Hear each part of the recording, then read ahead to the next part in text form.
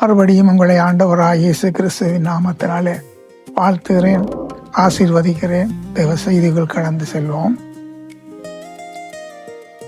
2 கொரிந்தியர் 1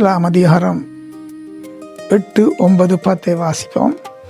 ஆகையால் சகோதரரே, ஆசியாவில் எங்களுக்கு நேரிட்ட உபத்திரவத்தை நீங்கள் அறியாதிருக்க எங்களுக்கு மனதில்லை. என்னவெனில் பிழைப்போம் என்கிற நம்பிக்கை அற்றுப்போகத்தக்கதாக எங்கள் பலத்துக்கு மிஞ்சின அதிக பாரமான வருத்தம் எங்களுக்கு உண்டாயிற்று.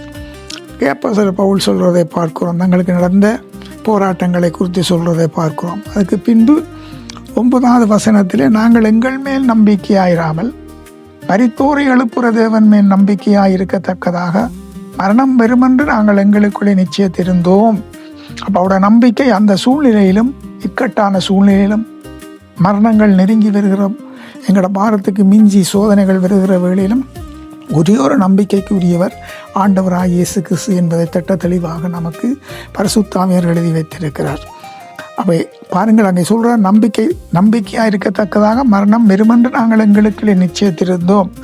அப்படிப்பட்ட மரணத்திலிருந்தும் அவர் எங்களை தப்புவித்தார், இப்பொழுதும் தப்புவிக்கிறார், இன்னும் தப்புவிப்பார் என்று அவரையே நம்பியிருக்கிறோம். மரணத்தை வென்றவர் ஒரே ஒருவர், ஆண்டவராகிய இயேசு கிறிஸ்து.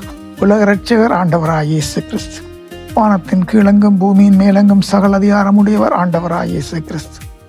ஆகையாலே அவர் நம்மை குலதெய்வமாக ஏற்றுக்கொண்டவர் உட்பட அவரையே நம்பி நாங்கள் வாழ்ந்திருப்போம். நமக்கு நித்திய சுதந்திரம், நமக்கு பரலோக ராஜ்யத்தில். ஆமென். இயேசு ராஜா நாம.